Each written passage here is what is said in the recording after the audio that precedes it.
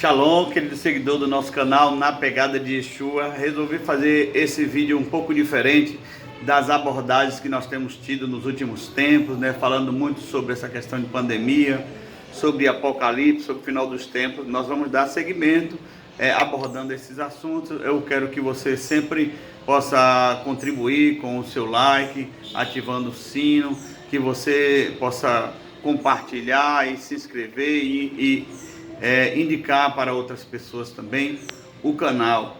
Mas hoje eu vou fazer um vídeo diferente sobre o Espírito Santo no livro de Juízes, não é? É muito interessante, é uma grande aventura. Primeiro eu quero te contextualizar no livro de Juízes. Então, Israel foi governada por um legislador como Moisés durante 40 anos ali no deserto. Moisés foi líder daquele povo, peregrinou no deserto, teve como ajudante, mas na arte bélica da guerra, o Josué, não é? Então depois morre Moisés, morre Josué, mas esse povo já entrou em Canaã cheio de inimigos, não é? E então esse período é chamado de Juízes. Esse período é um período intermediário entre Moisés e Josué e os primeiros reis, Saul, depois Davi e depois Salomão. Então o livro de Juízes, ele está nesse período intermediário, por isso que é chamado de Juízes, porque o povo de Israel já estava dentro de Canaã, sem Moisés e sem Josué, que eram os líderes, mas não tinham reis ainda.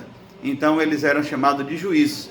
As pessoas que Deus levantou como líderes em Canaã foram chamadas de juízes, e o livro ganhou esse nome. Mas vamos lá ver o primeiro juiz que apareceu no livro de Juízes, em Juízes 3:10. É um livro tremendo, e se esse livro fosse uma canção, o refrão, o coro dessa canção seria: e o povo fez o que era mal aos olhos de Deus. Por isso que o povo ia se distanciando, idolatrando, e aí Deus ia levantando os seus juízes. E o primeiro juiz que Deus levantou chamava-se Otiniel. Otiniel significa leão de Deus, né? Tudo aqui é muito profético, tudo aponta para um futuro, né? Então, com esse nome, o primeiro juiz de Israel, ele aponta para Jesus, ele é um arquétipo de Jesus. Ele tipifica Jesus, que é o leão da tribo de Judá, não é? Da tribo de Judá. Então, Otiniel significa leão de Deus, não é? Apontando para o leão que Deus ia se levantar no meio de Israel, na pessoa de Cristo Jesus. É muito profético, não é? É interessante porque ele se tornando o primeiro juiz de Israel, remonta a um princípio de Deus. Deus valoriza muito primícias, meus irmãos. Deus valoriza o primeiro. A palavra príncipe significa o primeiro após o rei.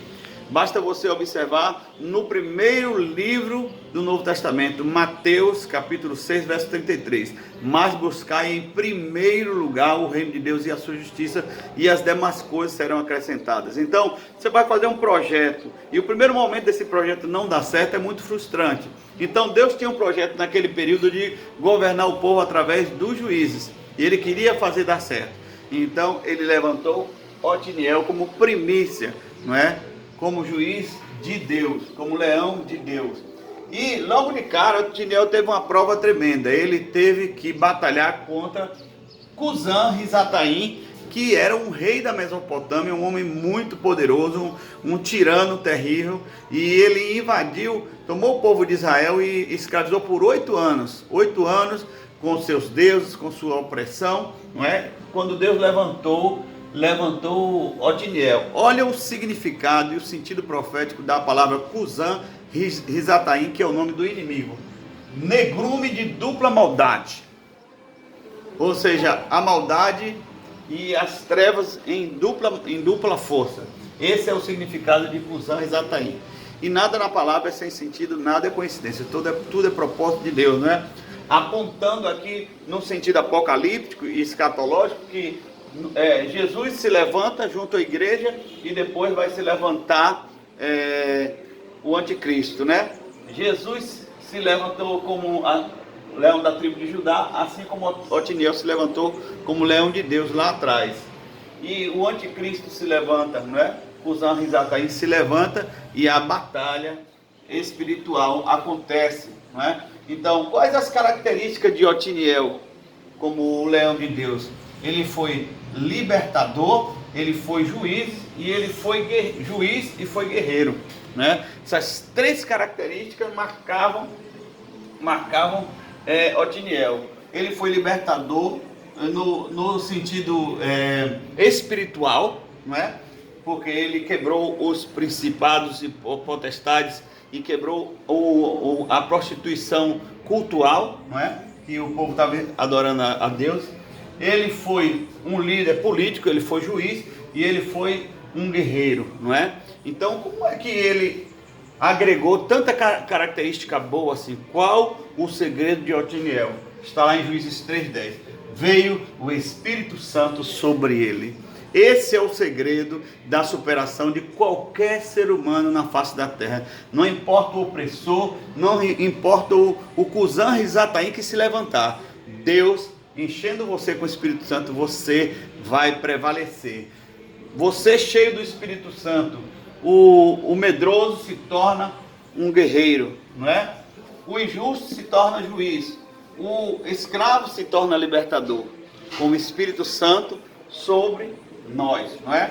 E mais interessante é que Otiniel, ele governou ele foi juiz ao longo de 40 anos. O que significa isso? 40 anos significa um período de aprovação, é um ano fechado. Moisés governou aquele povo no deserto por 40 anos. Davi reinou em Israel por 40 anos. Salomão por 40 anos.